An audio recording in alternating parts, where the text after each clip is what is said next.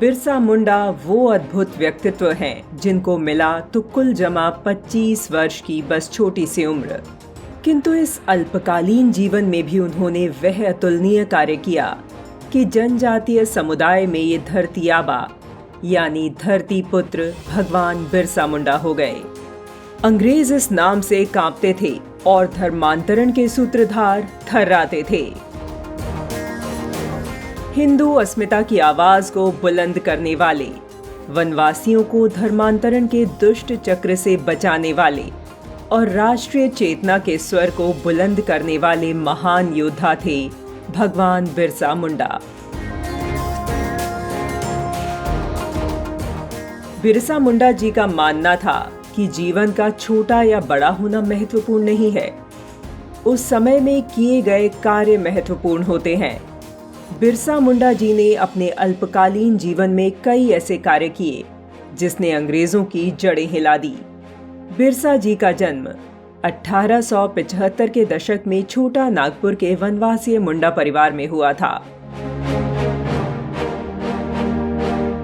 बिरसा मुंडा जी के पिताजी ने उनकी होशियारी को देखते हुए उनका दाखिला अंग्रेजी पढ़ाने वाली रांची की जर्मन मिशनरी स्कूल में कर दिया।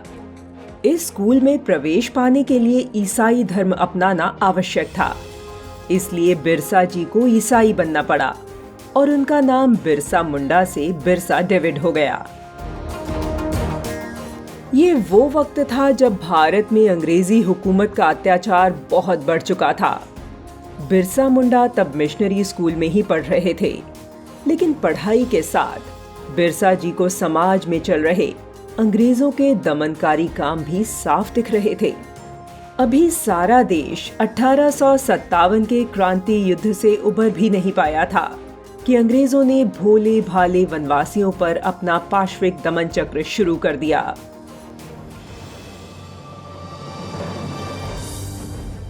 वनवासियों की जमीन छीनने के साथ साथ कृषि प्रणाली में कई बदलाव किए गए। इन सब नई नीतियों के चलते वनवासी समूह के घर खाने के लिए अनाज तक के लाले पड़ने लगे। इन्हीं विपरीत हालातों को देखते हुए बिरसा बड़े हो रहे थे। यह वह समय भी था जब एक बड़े पैमाने पर लोग अपना धर्म बदल रहे थे। अंग्रेजों का पाशविक दमन चक्र सारे देश में चल रहा था। यह सब देखकर बिरसा जी ने पढ़ाई बीच में ही छोड़ दी। वे पुनः हिंदू बने और अपने वनवासी भाइयों को इन ईसाई मिशनरियों के धर्मांतरण की कुटिल चालों के विरोध में जागृत करने का अभियान चलाया। उनके इस अभियान ने ईसाई मिशनरी की जड़ें हिला दी थीं। इस कार्य से बौखलाकर अंग्रेजों ने कानून की आड़ में झारखंड के वनवासियों की जमीन और उनके जंगल में रहने का हक छीनना प्रारंभ किया। लेकिन इस सब के बीच बिरसा मुंडा दीवार बनकर खड़े हो गए और लोगों को जागरूक करने के लिए आंदोलन चलाया। इस दौरान उन्होंने नारा दिया, अबुआ दिशुम अबुआ राज, जिसका मतलब था हमारा देश हमारा राज। यह अंग्रेजों के विरुद्ध वनवासी भाइयों का खुला विरोध था, जिसका नेतृत्व कर रहे थे बिरसा मुंडा। इस विरोध का परिणाम यह हुआ कि वर्ष 1897 से 1900 के बीच रांची और उसके आसपास के वनांचल क्षेत्र में अंग्रेजों का शासन उखड़ गया और अंग्रेज बैकफुट में आने के लिए मजबूर हो गए। ब्रितानी हुकूमत अब पागलों की तरह धरती पुत्र बिरसा मुंडा की खोज में जुट गई। जंगल में छिपकर अंग्रेजी हुकूमत के खिलाफ आजादी की अलख जगा रहे बिरसा मुंडा की खबर किसी तरह अंग्रेजी हुकूमत को आ लगी।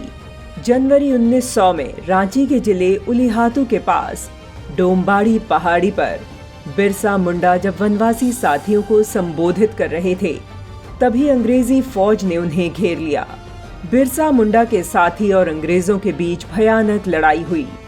अनेक वनवासी भाई बहन उसमें मारे गए। अंततः 3 फरवरी 1900 को चक्रधरपुर में बिरसा मुंडा जी गिरफ्तार हुए। अंग्रेजों ने जेल के अंदर बंद बिरसा मुंडा पर विष प्रयोग किया, जिसके कारण 9 जून 1900 को रांची की जेल में वनवासियों के प्यारे धरती आबा बिरसा मुंडा जी ने अंतिम सांस ली।